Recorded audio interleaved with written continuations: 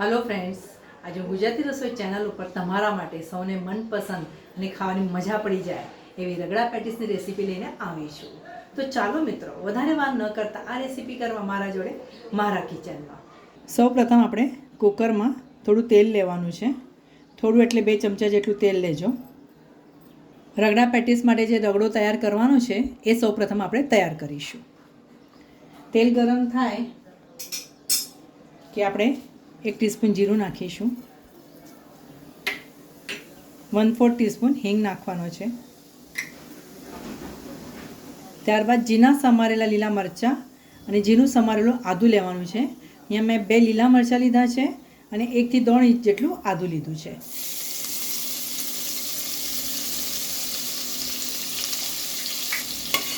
એક 2 મિનિટ આપણે લીલા મરચાં અને આદુને સાતળી લેવાના। ત્યારબાદ 1/2 ટીસ્પૂન હળદર નાખીશું। 1.5 થી 2 ચમચા જેટલો લાલ મરચું પાવડર નાખવાનું છે।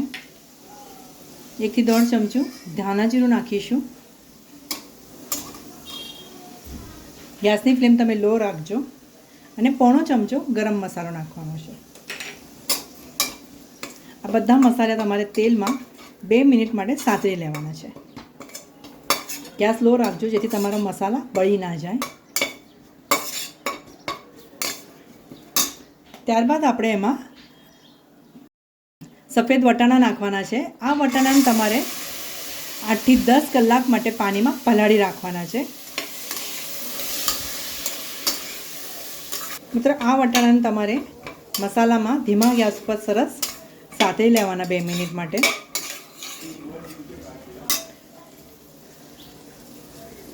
હવે આપણે એમાં પાણી નાખીશું। થોડું પાણી વધારે નાખજો, કારણ આ વટાણાને બાફવા માટે તમારે 8 થી 10 વિસલ વગાડવી પડશે।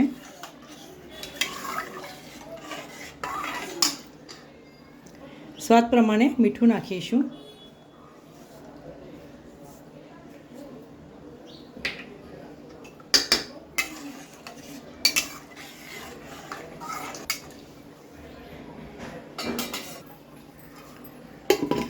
કુકરને બંધ કરવાનું છે।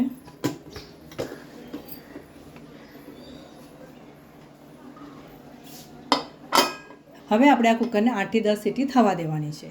કુકરને આપણે પાછલા ગેસ ઉપર મૂકી દઈશું અને પેટીસ બનાવવા માટે જે તૈયારી કરવાની છે એ તૈયારી શરૂ કરીશું। મિત્રો, અહીંયા મેં 10 થી 12 બટાકાને બાફી લીધા છે।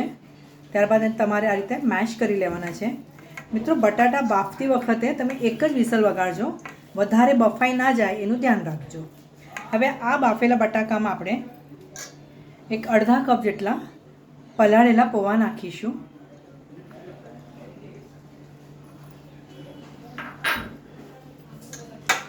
આદુ લસણની પેસ્ટ નાખીશું। 1.5 થી 2 ચમચા આદુ લસણની પેસ્ટ નાખવાની છે। 1/4 ચમચો ચાટ મસાલો નાખવાનો છે। 1 થી 1.5 ટીસ્પૂન ધાણા જીરું નાખીશું અને સ્વાદ પ્રમાણે મીઠું નાખવાનું છે। હવે આ બધું નાખ્યા બાદ આપણે એને મિક્સ કરી લઈશું સારી રીતે।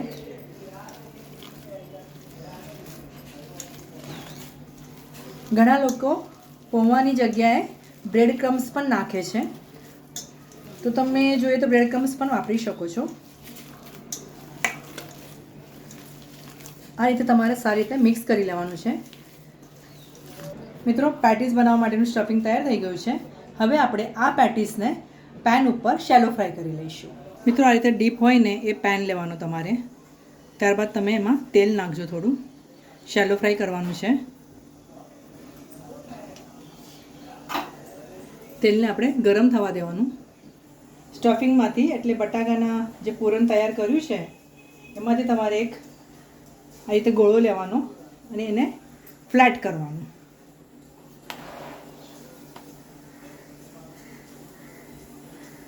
વધારે જાડું ના રાખશો અને વધારે પાતળું નહીં। આ રીતે તમારે પેટીસ તૈયાર કરવાની છે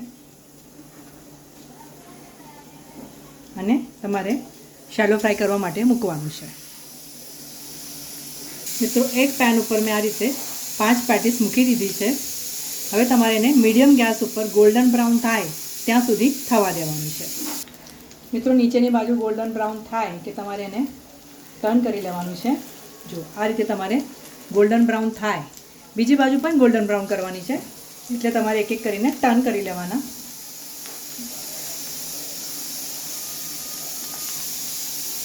એટલી સરસ થઈ છે ને મિત્રો ગોલ્ડન બ્રાઉન. મિત્રો તમારે આ પેટીસ આમ હલકા હાથે આ રીતે ચપટા કરવાના થોડા, એટલે ક્રિસ્પી થશે એનાથી તમારા પેટીસ. વધારે નહીં કરશો નહીં તો તૂટી જશે. બીજી બાજુ પણ તમારે મીડિયમ ગેસ ઉપર ગોલ્ડન બ્રાઉન થાય ત્યાં સુધી થવા દેવાનું છે. તૈયાર કરેલો રગડો તમારે આ પેટીસમાં આ રીતે નાખવાનો છે. એક પ્લેટમાં પેટીસ લેજો. ઉપર આ રીતે તમારે તીખી ચટણી નાખવાની છે. ખાટી મીઠી ચટણી નાખીશું. ઝીણી સમારેલી ડુંગળી નાખીશું. આ રીતે ઝીણા સમારેલા લીલા ધાણા નાખીશું અને સેવ નાખીશું. સરસ મજાની રગડા પેટીસ મિત્રો ખાવા માટે તૈયાર છે. આ રેસીપી તમે આજે જ ટ્રાય કરજો. ઘરના સભ્યોને ગમી કે નહીં જણાવવાનું ભૂલશો નહીં. આ વિડીયો જોવા બદલ તમારો ઘણો ઘણો આભાર. આવતા વિડીયોમાં આવી સરસ મજાની રેસીપી સાથે આપણે ફરીથી મળીશું. ત્યાં સુધી સરસ ખાઓ, સ્વસ્થ રહો અને ગુજરાતી રસોઈ જોતા રહેશો.